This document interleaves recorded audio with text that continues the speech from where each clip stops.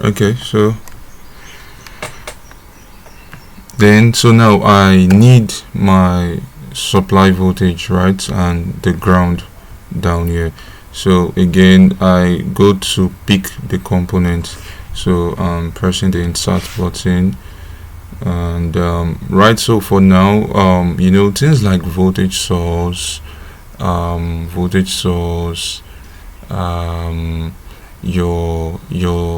netlist label, like your pin label and all those things, and current source, what else, the ground.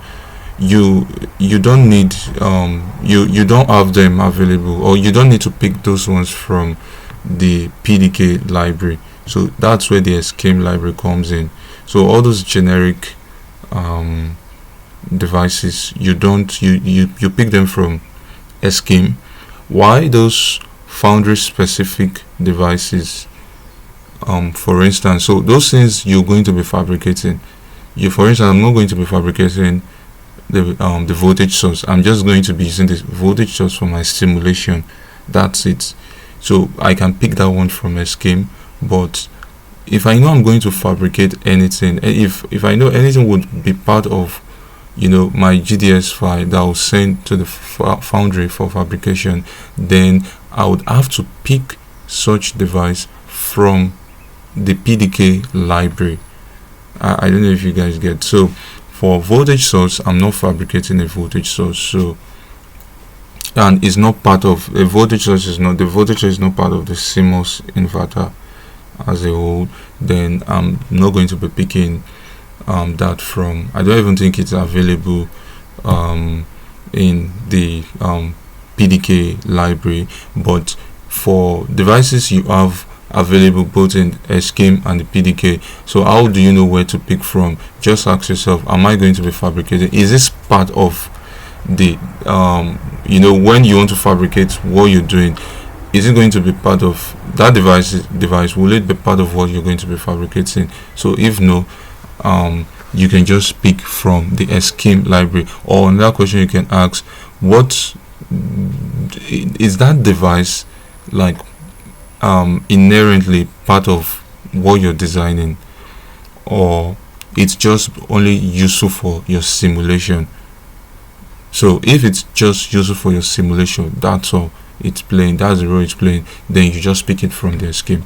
So yeah, that's what we're going to do. So for voltage source, it's just for our simulation. When we want to do our transient, when we want to do our DC sweep, you need a voltage source to sweep. So you can just pick that from the scheme library. So I want to pick a voltage source. I'll just come to the scheme library. Then I can just search, instead of scrolling, I can just search for V source. That's the keyword. So V source, I click on it. Okay, then drop it.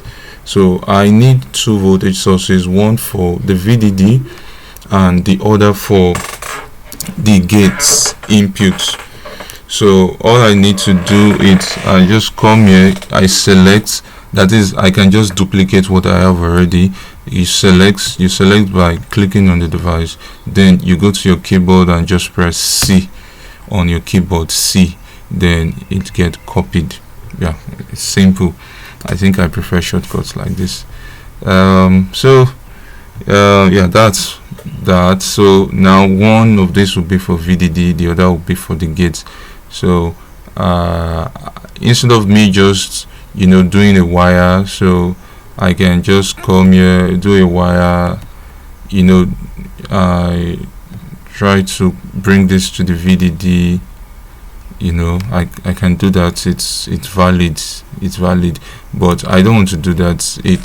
I'm just going to have wires everywhere messed up. I want my schematic capture, I want it to be clean, to look neat. So that's where netlist label come in. So you can just place, I can just place the label here and the label here, since I want VDD to be here. So I'm just going to do that instead of just talking about it.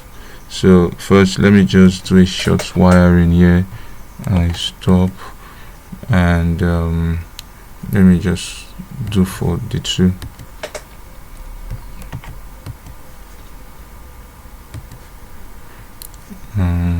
Okay.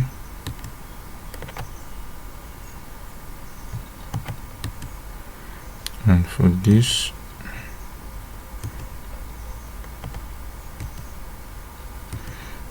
and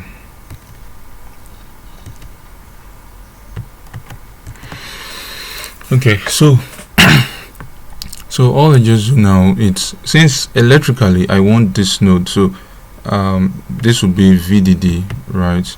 So you can just VDD should be 3.3 volts because global foundry, the voltage for the process is 3.3.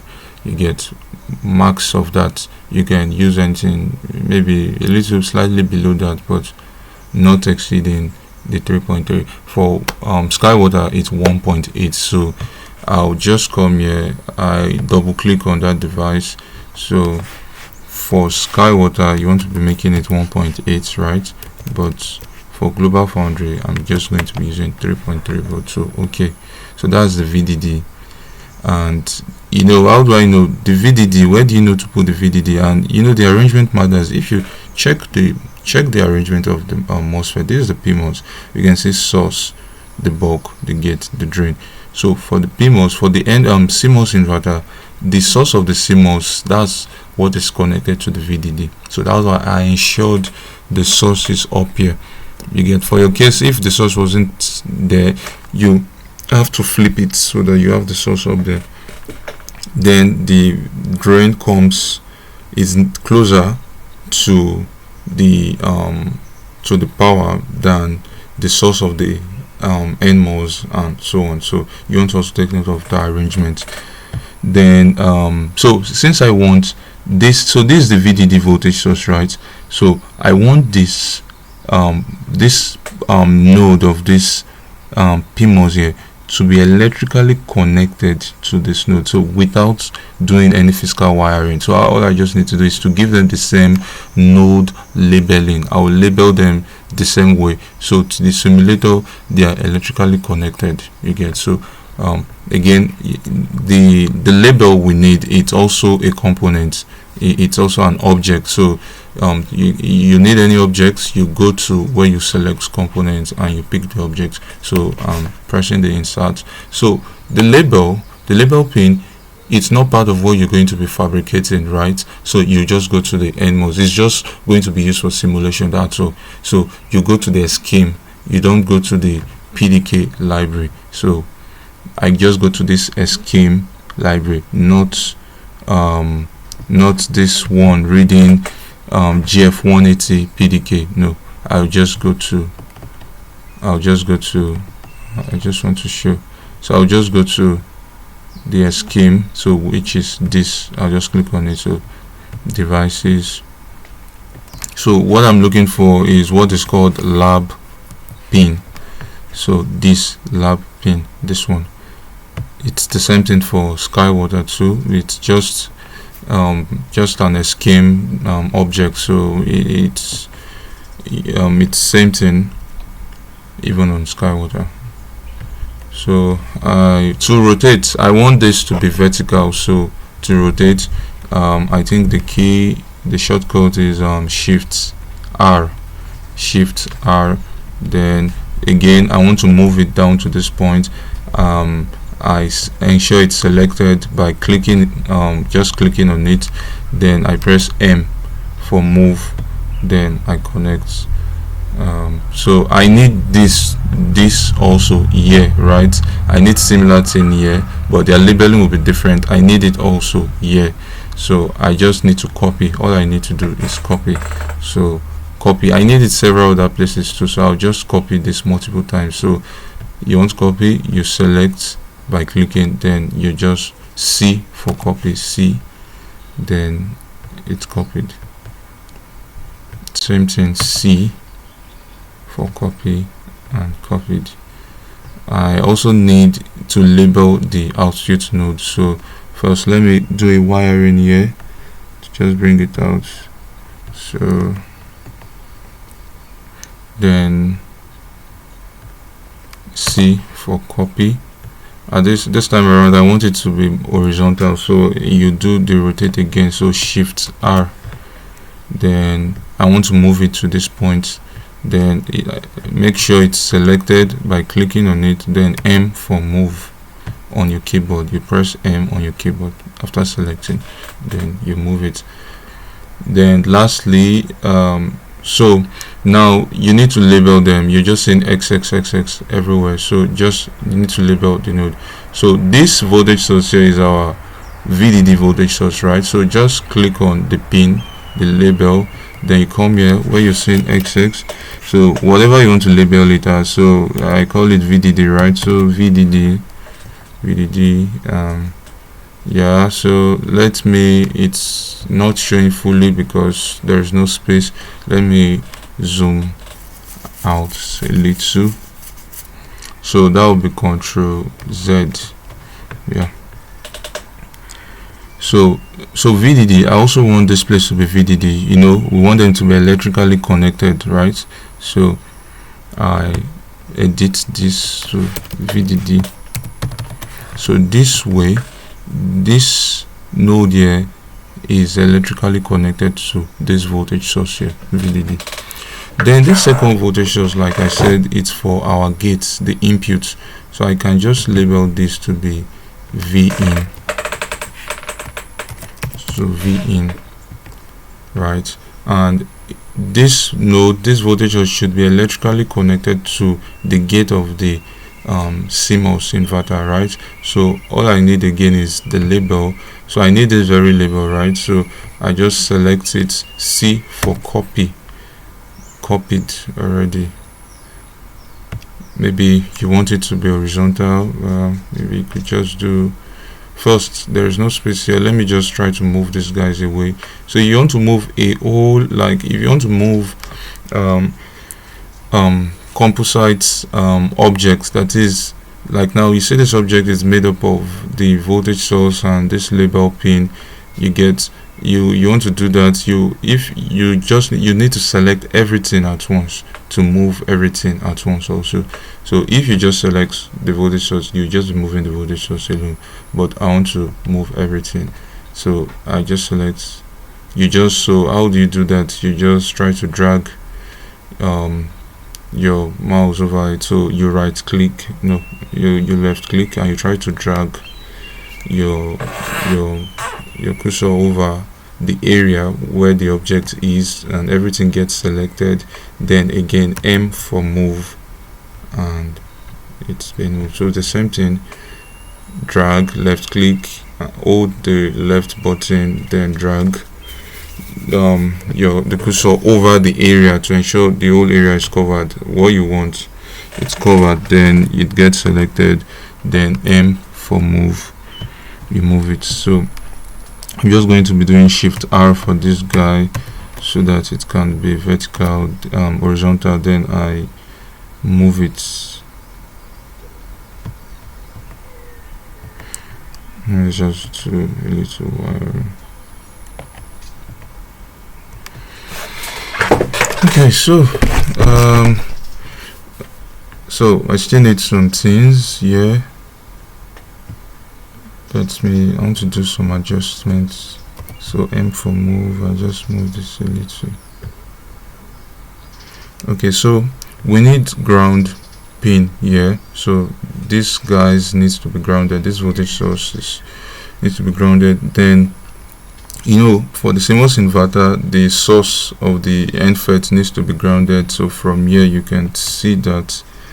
Let me show you so you can see it needs to be grounded. Yeah, right, it needs to be grounded. So let's do that. So again, ground, it's not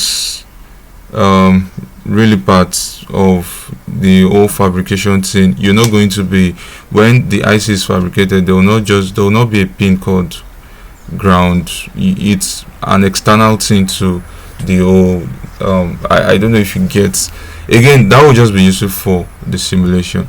This is the CMOS inverter here, so I can just go and pick it from the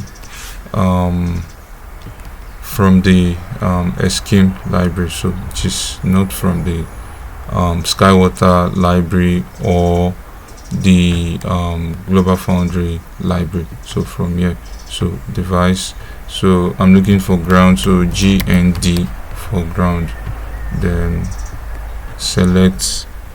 So I need several of these grounds, right? So while it's selected, I'll just press C for copy, C for copy,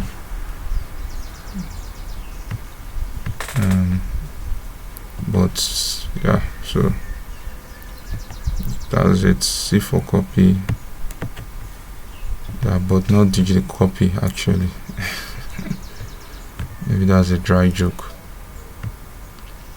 So I need to label this node. So this is supposed to be my output, right? So output, or maybe just like what we have in the Owen Sodini text, we also want a capacitor, right? Then I can just move this label away first so that I can add the capacitor. Let's me also make the wiring longer.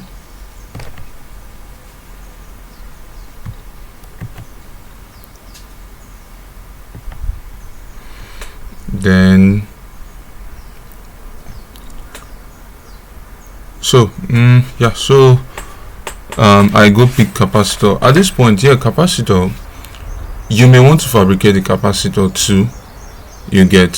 So yeah, if that's the case, you would have to come here to the directory for the PDK.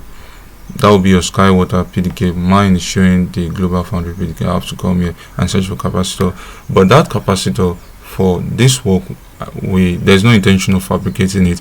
It's just there to model. Remember I said the CMOS will be in an environment full of capacitive loads. So because this is an inverter, right? Most likely what will be connected to the inverter may be another gates, maybe NAND gates for instance, and the input of a NAND gate is capacitive, because the NAND gate will be made up of what? MOSFETs, right? And the gate of the MOSFET, which will serve as the input for the NAND gate, would be it's capacitive because of there is oxide capacitor there. So that kind of capacitor we have here, it's just we trying to model the working environment of this guy, this CMOS inverter. So that's why I want to place it here. So we can just say it's for us, it's just for the simulation, right? We don't really want to fabricate. There are times you want to fabricate the transistor, the capacitor. So since it's just for simulation, we just want to pick from the scheme folder directory. So you can just go down there and search for cap. So just the simple capacitor, I think just this, it's okay. No, let's not pick this, just this is fine. It's just for simulation, no much specification on it. So here's our capacitor. So I do the wiring for the ground. It needs to be grounded. So C for copy, remember, but not digital copy. Then I can now bring move, M for move. Then I can label this so V out.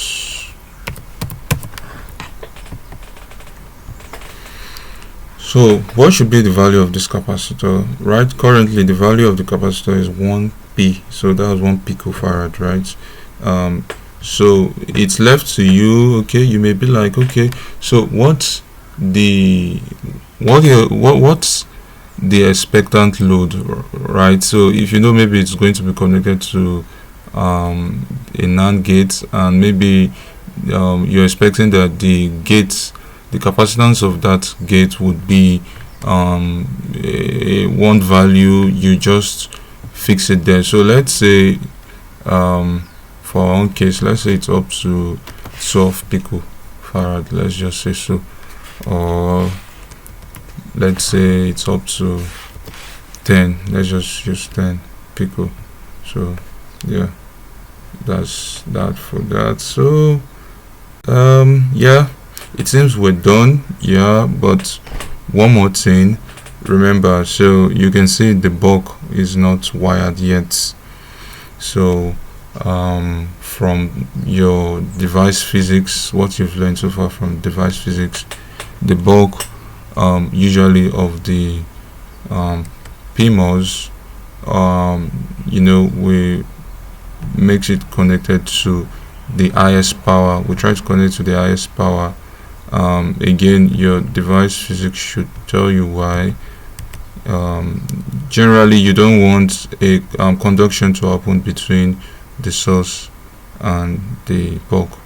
So you don't want there to be any current. So you want to be reverse bias, and yeah, some other, yeah. So you want it to be reverse bias. So to ensure that one way to connect the bulk of the PMOS to the highest power available, so which is the VDD, then the bulk of the NMOS to be connected to the lowest power available, and for a case which is just the ground.